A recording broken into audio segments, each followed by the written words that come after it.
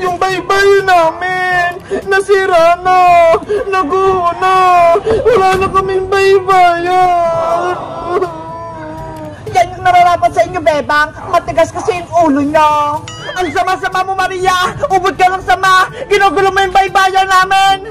Sinabi ko na kasing bawal maglaro dito eh. Pero hindi kayo nakinig sa akin. Kawawa naman si Boyong. Nahirapan siyang gumawa nito eh.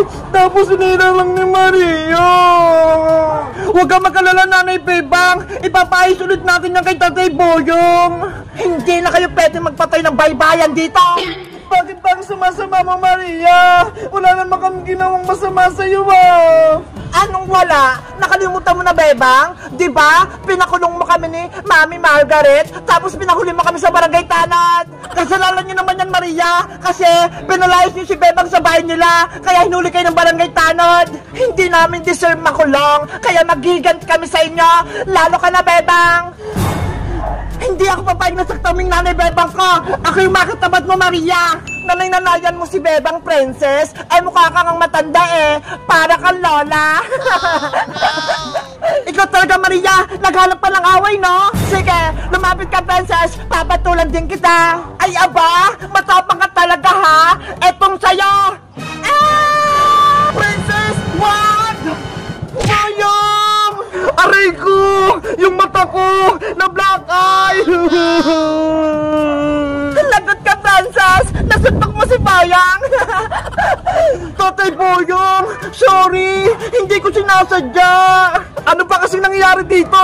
Bakit kayo nag-aaway? Boyong! Si Maria! Sinira niya yung baybayan natin! Wala na tayong laruan!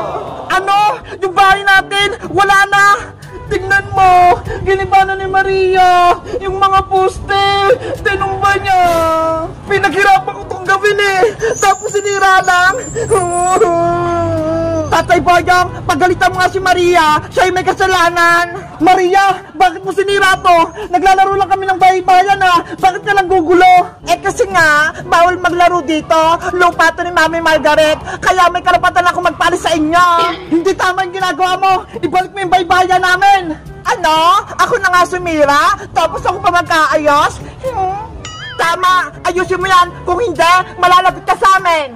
Hindi pwede ang gusto nyo! Isusubo kayo kay Mami! Wala si Mami Margaret mo rito, Maria! Wala kang kakampi! Kaya lagot ka ngayon!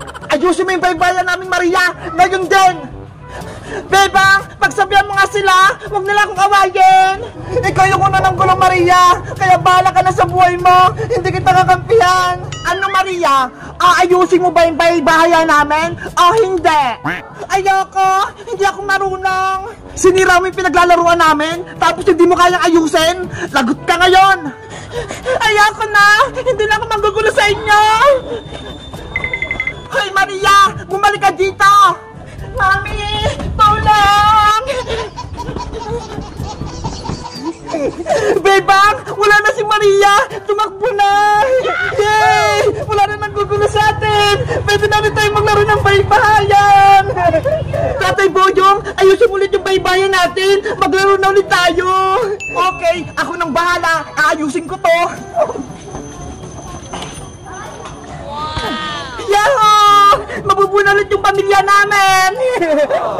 Guys, sa tingin nyo, ayusin pa ba ni Boyong yung baybahayan namin? Mag-comment lang kayo kung gusto nyong part 7! Bye-bye!